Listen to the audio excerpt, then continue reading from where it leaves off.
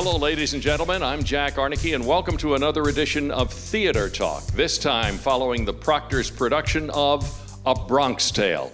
We have several of the cast members here. I heard a lot of very, very nice comments as people came in. They really enjoyed the show. They were mostly from us. Yeah. I'm sure. I'm going to ask each one of these folks to introduce themselves, where they're from, what part they played in the show, and then we'll open it up to the audience questions. All right. Hi, I'm Joe Barbara. I played Sonny in the performance today. Too much. But thank you guys for being here. It's been wonderful. We've had a great time in Schenectady, so that should probably be the last thing I say, but thanks. No, and you're from? I currently live in New Jersey, outside of New York City. I grew up in Central Florida, which most people don't guess. But my parents were from Queens, so it accounts for a lot. Kind of full circle, right? Yeah. Okay. Hi, I'm Richard Blake. I played Lorenzo in the show. Thanks, Joe. I am originally from Providence, Rhode Island. Yeah, thanks. And then I moved to New York City when I was about 8 years old, and now I currently reside in New Jersey with my family as well. Sorry about that. Hi, my name is Jason Williams. I played Jesse in the show. Thank you. I am originally from Maryland, about 30 minutes outside of DC. But I've lived in New York now for about 11 years. And yes, Schenectady's awesome. Hi, I'm Sean Bell. I played Sally Slick and one of the DooWop guys, among Men with Bat, other things. Dead guy number one. Dead guy number one of many. I'm originally from New Jersey, and I live in New York City now also for about 11 years. All right, good. Thank you. Open for any questions you may want to ask. Obviously, the audience isn't mic'd, so I'll repeat the question, and then we'll get your answers. So, questions? Yes. Are you guys Italian because you really played the part? Just Jason. He's the only Italian.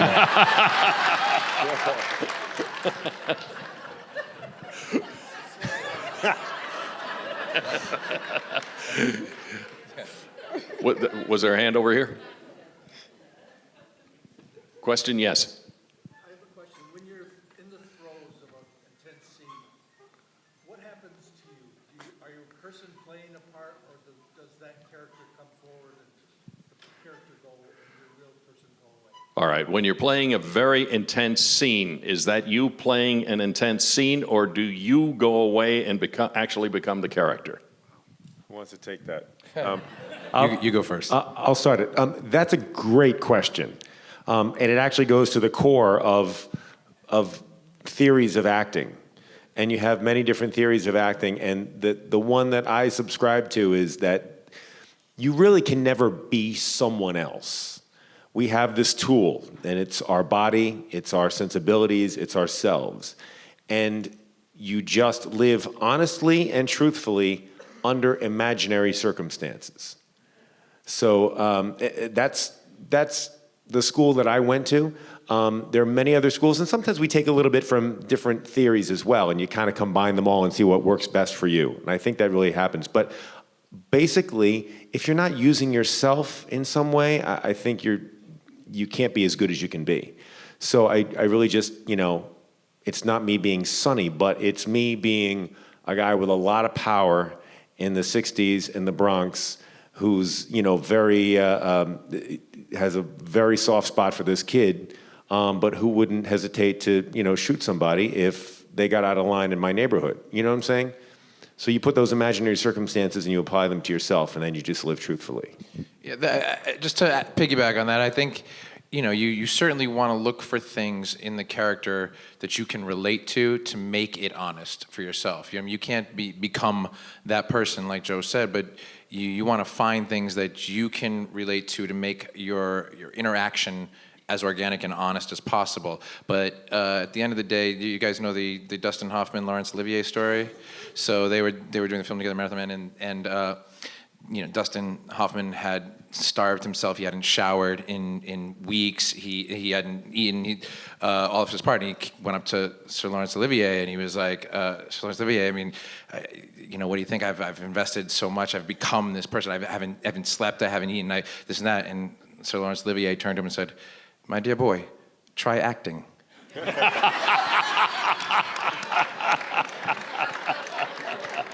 That's a great story. Go ahead. Do you guys have anything? Well, I guess.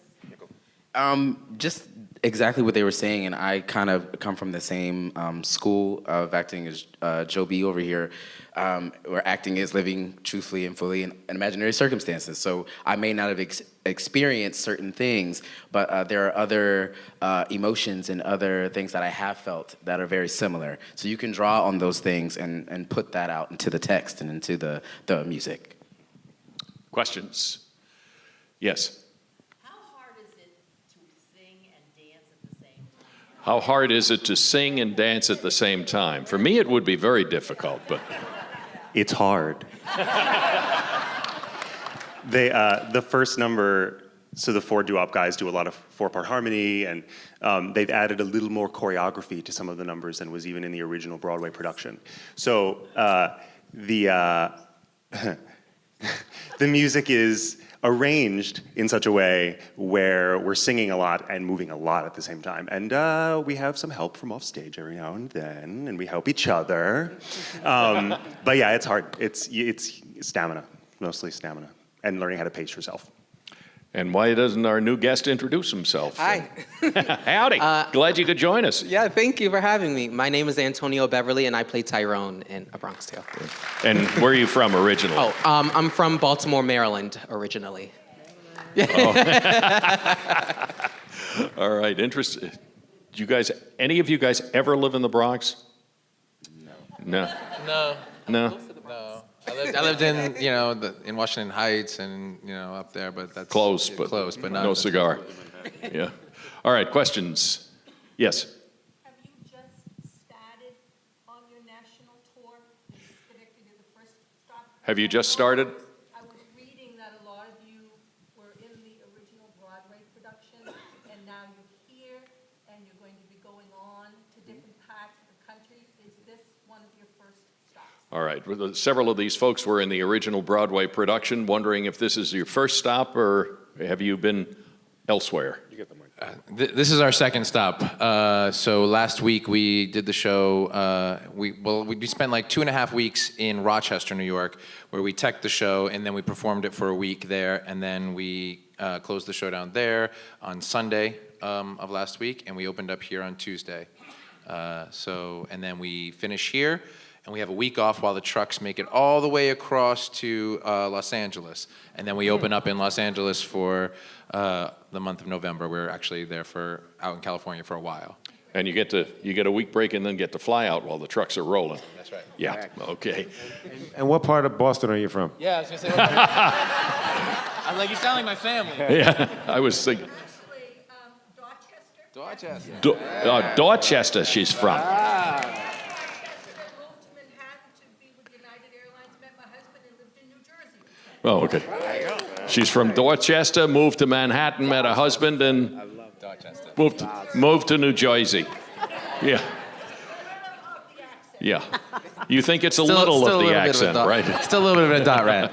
Yes, go ahead. Have you met Chazz Palminteri? Did he help you get the understanding of the... Yes and yes. Did we? Yeah. The question is, have they met Chazz Palminteri, who wrote the show, and did he help you with the understanding of the different parts? And did he tell you that all of this really happened in his past? Yes. I've been working on the show since the workshop, which was almost 4 years ago, I think. And this is Chazz Palminteri's, this is his baby. This is his life story. It really is his life story. It started out as a one-man show, which was then turned into the movie, and now it's the musical. He is very, very much involved. He was there on the daily with us, and took a lot of us to the Bronx, around all the neighborhoods, spent a lot of time with his family to really understand what his family and what his neighborhood and what this life was like. And then on top of that, he also was in the show with us in New York for the last 3 months of the show. So I shared a dressing room with him that was about the size of this rug. Literally about the size of this rug. So we've been very close and personal. Yeah. Yeah, Chazz, I speak to Chazz almost every day. Because he so cares about the show. And every night after the show ends, he'll call me and say, "How's the show tonight?" Actually, he'll say, "How's the show tonight?" But he has, it means so much to him. And if he were here, he's amazing when it comes to talking to like student groups who come see the show, because what really matters to Chazz is a good person. He's a really good guy.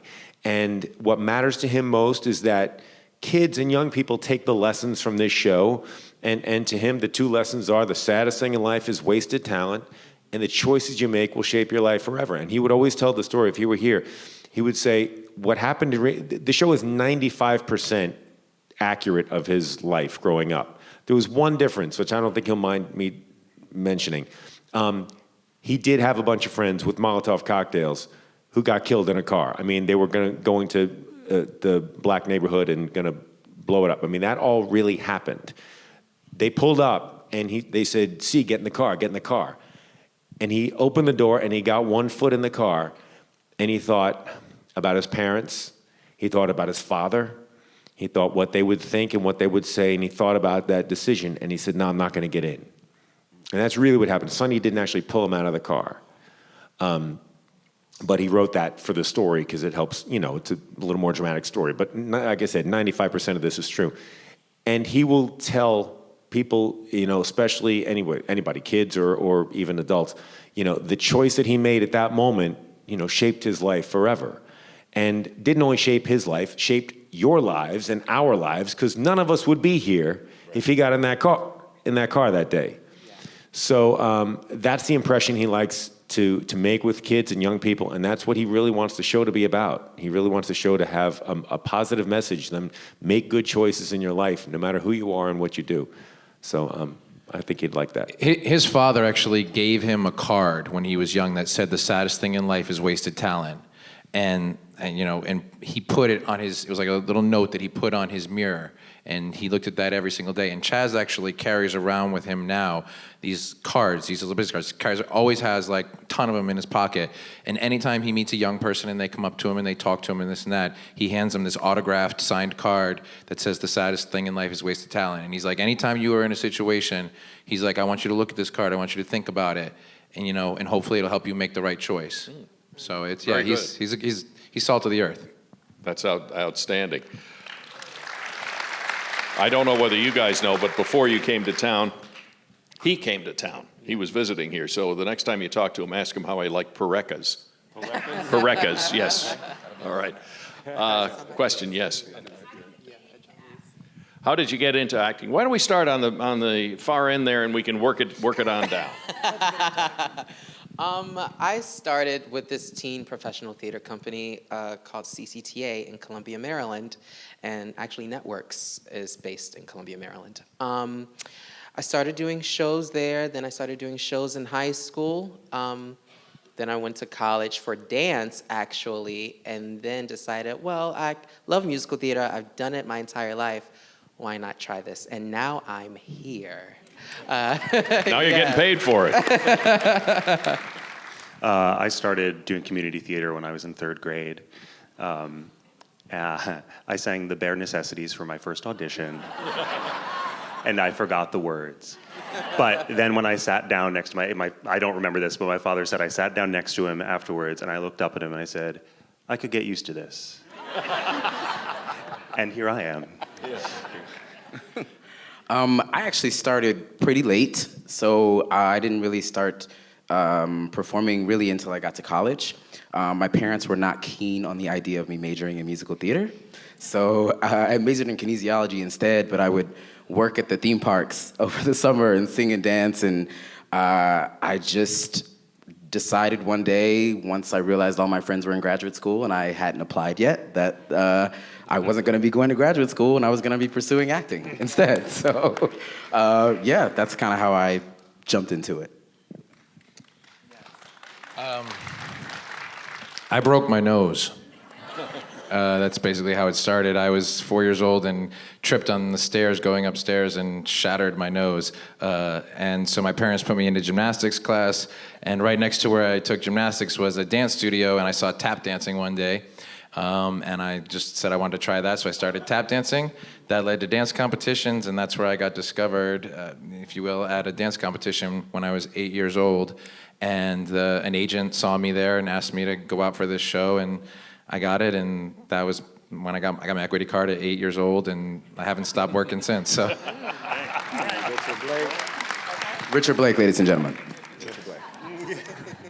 Well, I did plays, in high school and grade school. I guess the moment that this dawned on me, I did a third grade Christmas play, and I went to a Catholic school, and the nun who was directing the play forgot to take the cellophane off of the candy dish on stage, and I was supposed to grab a piece of candy at one point, and I went to grab it, and it was all covered in cellophane, and sometimes they stick and sometimes they don't, but this one was cemented down.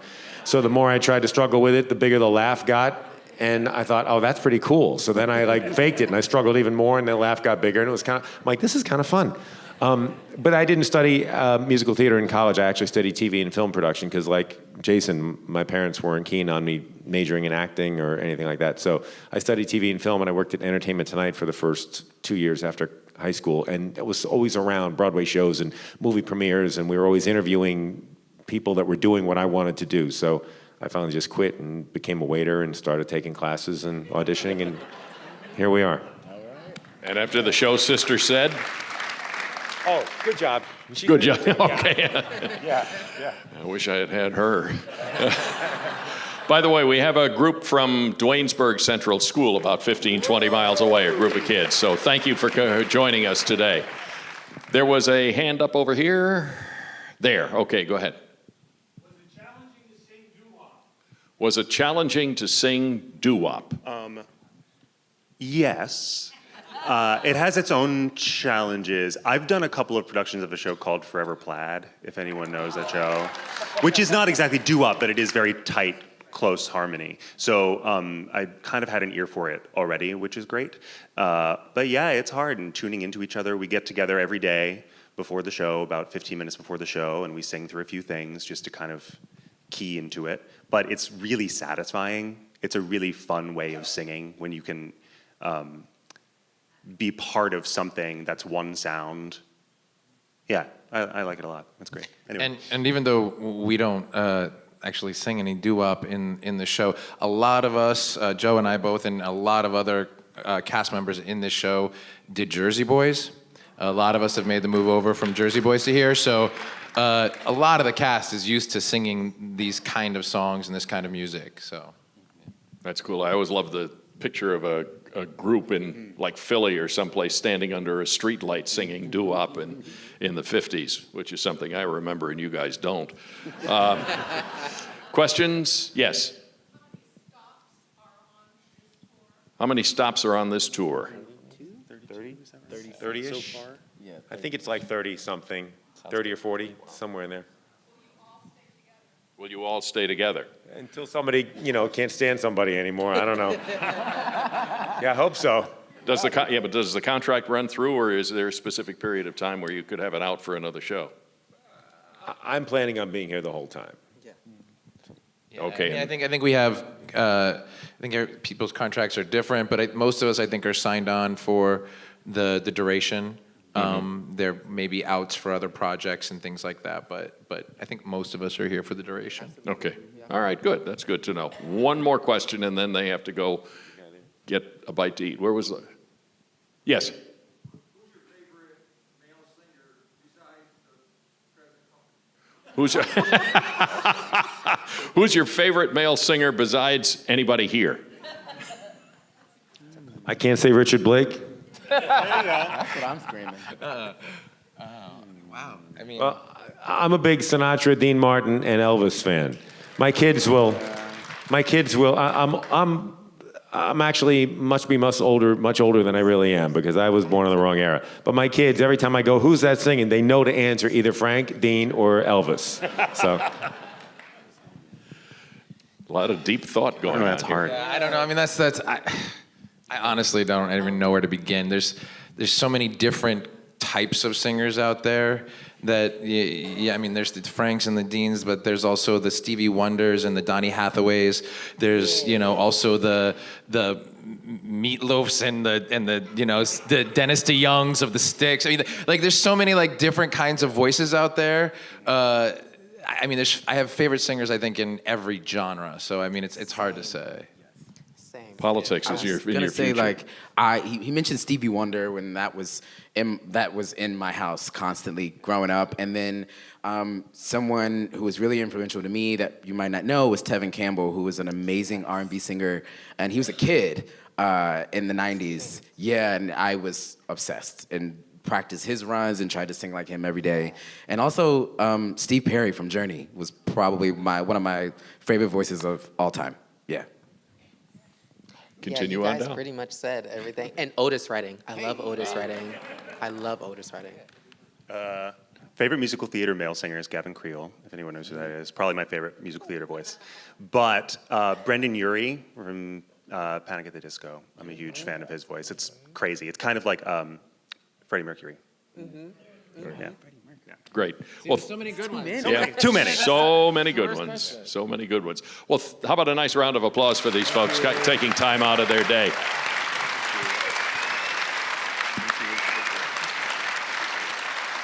Thank you guys very much for joining us down here and sharing some of your insights on the show, A Bronx Tale. Thank all of you in the audience for your questions and your attention. Thank all of you at home watching, and I'm Jack Arnicke. Have yourself a wonderful day.